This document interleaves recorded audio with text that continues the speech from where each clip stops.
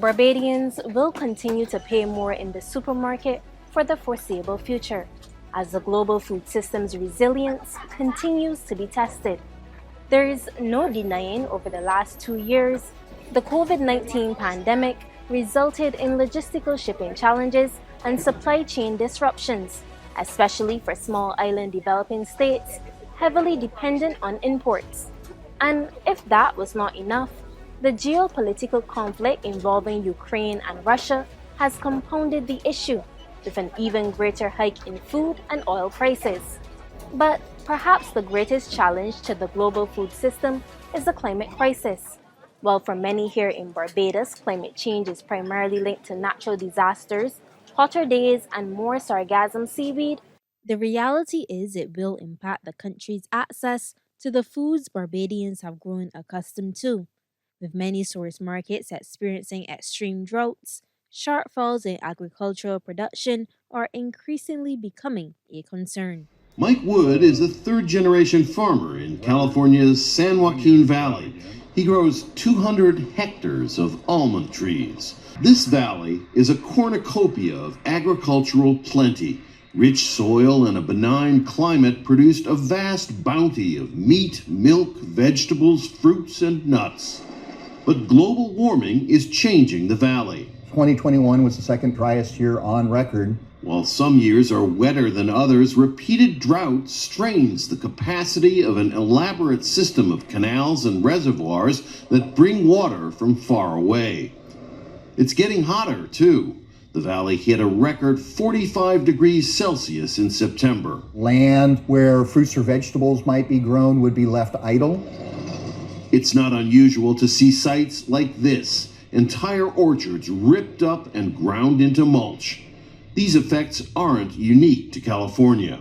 China, Russia, Nigeria, Brazil, all over the world have their own localized impacts, but the one thing in common is that global warming is causing those impacts and humans are causing global warming. Scientists say some of the world's most important breadbasket regions are also the most at risk of failure due to climate shock. Scientists say we must adapt or starve. Our ability to be able to feed the planet is going to require some wholesale changes, both in how we produce food and how we share food across the planet. It's going to require that we probably change our diet and move more towards a plant-based diet. Heat waves in Europe are increasing at a faster rate than almost anywhere else on the planet, and global warming increases the likelihood of drought, drying out soils and vegetation. Là, il va nous falloir minimum 60 mm pour pouvoir reprendre les sols après la moisson. We need 60 millimeters of rainfall to be able to replant the soil, Krystal Carpentier tells me. The forecast is for 3 millimeters this week. It's not enough. No. The corn harvest across France is expected to be 18.5% lower this year than last. There's already a global shortage because of the war in Ukraine. Where there is access to water, there isn't enough to go around. Krystal says she'll lose more than 30% of her crop this year. If we don't get enough water in this region, there will be no viable agriculture. Even today, the cattle farmers here have no grass on their fields. Today, we are on a land where it's crucial to develop irrigation, if only to be able to achieve minimum profitability. Regionally, leaders have already raised the alarm on the food security crisis. Speaking at the Agri-Investment Forum last month in Trinidad, Prime Minister of Barbados, Amor Mottley, reiterated that the time to act is now. We have the confluence of three global crises. We're at war with climate, we're at war with the remaining aspects of pandemics, not just the COVID-19 pandemic, but also the antimicrobial resistant slow pandemic, which is actually going to hurt more of us as we go forward, simply because our bodies are not fighting off the superviruses. And of course, we're at war with inflation as a result of war with war. And if ever, therefore, there was a time, as you've heard from all who have spoken thus far and all who I'm sure will come, for us to act with a great sense of the urgency of now, it is now. PM Mottley also highlighted the need for a mindset change within the region. And I want to speak to Caribbean people because Caribbean people now will determine how we get through these crises. Our expectations have to change, and our ability to be able to do things differently must also come to the table. We have to start eating what we grow and growing what we eat. Food and water are the new oil. Let us, to the task, ensure that all of our people benefit from it in terms of their health, but also in terms of their pockets. Independent consultant and economist Jeremy Stephen put these global events in a local and regional context. How does the geopolitical crisis with the Ukraine affect us? How does the climate crisis affect us with respect to food? And how do the logistical concerns coming out of COVID affect us as well? And very much so, all three are negative. The climate crisis is the long-standing issue. That's been around before you were born, Amor, so even before I was born, you were hearing all of these issues pertaining to, again, declining biodiversity and how it affects general climatic conditions. It's almost sad that most people don't see the ecological links.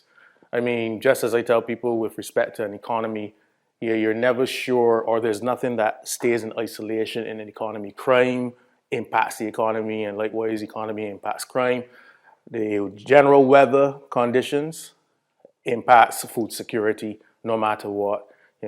Anything that affects the biodiversity. So increasing ocean temperatures, that has been highlighted as a major climate crisis. It's been rising just a little under 1 degree or so Celsius per annum. That's going to affect the biodiversity of animal life. It's going to affect the ability of rain to form frequently as well. It's going to affect, therefore, the ability for rain to nourish our soils. Likewise, there are issues pertaining to the hydrogen content of our soils as well as time goes on. So the general climatic conditions of the earth will affect food security as it goes on. It's an established link, and as our biodiversity concerns continue, you have to always watch it hand in hand with the availability of foods. And tying now the fact that Ukraine, which is one of the most bountiful or plentiful places on planet Earth with respect to natural resources, the number 1 or 2 producer of wheat, one of the major producers of oil in the world, which would obviously affect the ability of vehicles to move in a timely manner. Over time, you would see that those issues alone would lead to the slowing down of food coming to you in a timely manner, and therefore to inspire people or to at least meet demand, people are going to, or producers are going to charge more because it costs more to move goods because you don't have as many people moving those goods. And in some cases, pertaining to the war in Ukraine, there are actual realistic shortages. Mr. Stephen says the upcoming months are going to be difficult as droughts across the world have forced farmers to kill and sell their animals early, making shortages imminent. Having extreme droughts and then them flooding the market means that you're going to have shortages up front. So even though if it seems affordable, it's speaking to probably the likelihood that there will be perceived shortages in the winter. The winter is a time, like normally what farmers tend to do is to ensure they don't sell too much of their inventory or put too much of their inventory to the market too early to supply during the winter, even if at a slight increase in price. So meats coming out of the US tend to be more expensive from November on to April, for instance. And then wheat is another thing too that gets more expensive because it's been harvested already, right?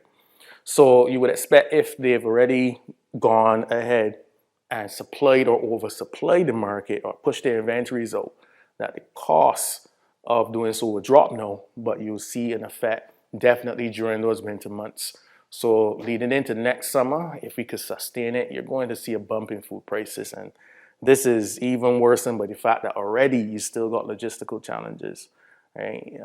Costs, with the cancellation of flights everywhere, it costs too much to get food here, even more than it used to before. And places like Barbados that don't import at a price that supposes that you're going to use the same containers to export. So you're already paying more than what per unit container some place like Panama would pay, or even Jamaica in some cases. So where you are a net importer, it's going to be even worse. Let's say if Jamaica's prices doubles, you'd expect a smaller place like Barbados that doesn't export to have probably a tripling of the price. And I'm not just saying that for shock value, but just that you should expect that the smaller the country is and the more dependent it is on food imports, the worse that impact will be during those lean months that are coming up.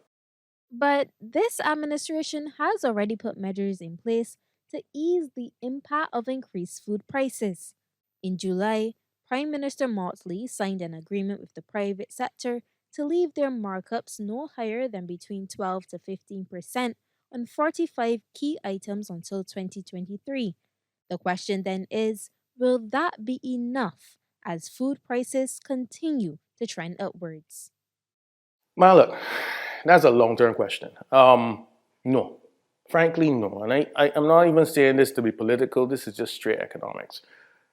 To put it to you this way, if every time you fall, you're going to cut a certain part of your hand, and your way to treat the cut is just to put plaster, and you don't change your behavior, then you would always receive that cut, no matter how many times you put on the plaster and allow it to heal.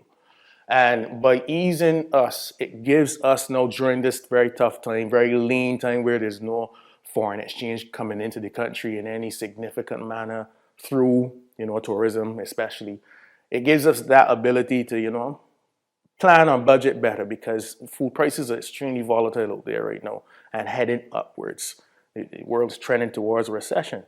But, the problem is that we don't earn enough foreign exchange to afford our lifestyle. Notice what I'm saying again, earn. We could borrow, there's the IMF, there's all of these multilateral funds that the government has tapped into, especially during the COVID crisis. It's still no, really.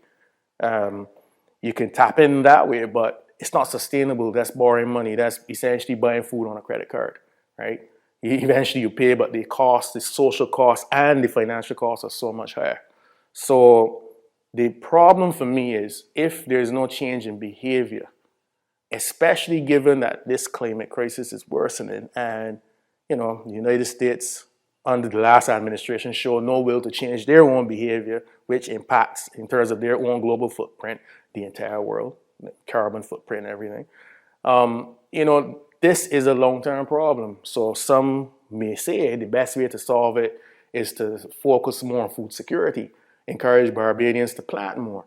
And there was very early instances during the pandemic of the government trying to make an attempt there by getting people up into St. Philip and using lands, I always forget the name, river, up into river and other areas around the country. And that itself, I don't want to say it has stalled, but underperformed. It has underperformed. But, you can speak about food sovereignty, but then given our own soils in Barbados, you can't grow the wide cadre of food and products, or produce the products that Barbadians have become accustomed to. So if you can't ask Barbadians to change tastes, then what else it is that the government should be seeking to do? The only other way is to solve some other issues, and the major one is the logistical issue. The Prime Minister has shown a will of trying to connect very closely with Guyana, Suriname, and then even more recently going into Boa Vista in Brazil. And this is all about food sovereignty, and the pathways that are being now opened could lead to actually us having food security in a different way, just like how the Israelis do, where Israel is basically a desert, but Israel is one of the most food secure places on planet Earth. And they grow some of their stuff using greenhouses and modern technology, but they have very reliable transportation links from Europe and other places to the Middle East, as well, and Africa, to supply them, already supply when it's there. And they have the transportation links to do this. Speaking of that connection with Guyana and Suriname in particular, headway is being made under the St. Barnabas Accord partnership that will see a food terminal right here in Barbados in Lyre St. Michael. The initiative would result in Barbados being a hub to transship agricultural produce between here and CARICOM member states, and perhaps even beyond the regional grouping. Mr. Stephen believes that without a doubt, this could be part of the solution to the challenges. Oh yeah. Oh yeah. But again, the execution is all important. You see, there's a devious reason why I asked this interview to be here at the airport. Our food security is tied to this airport and the seaport in more ways than one.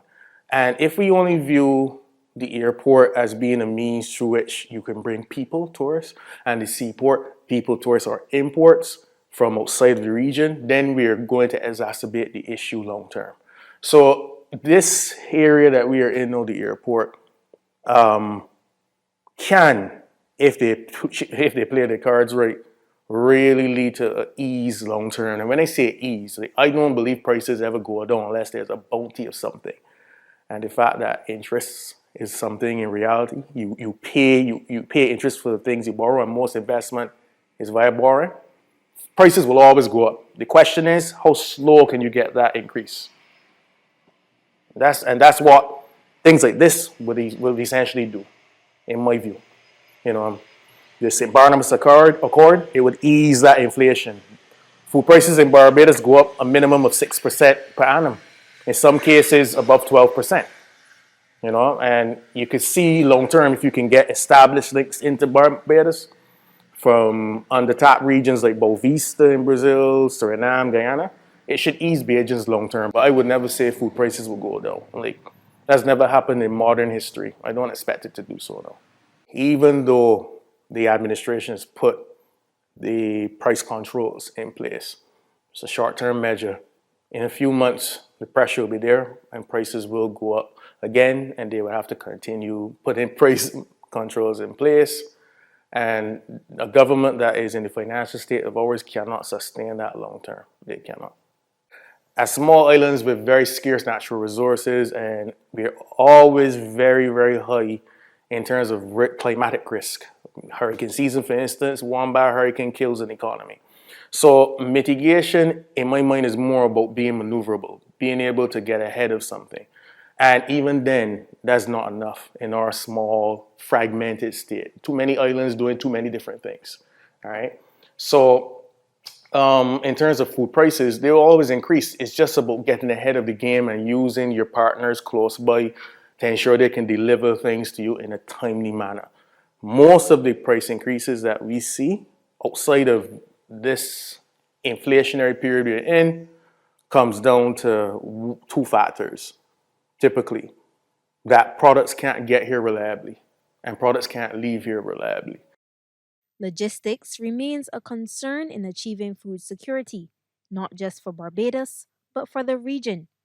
Now more than ever, innovative solutions are needed to deal with the challenges already identified and those that will surely come.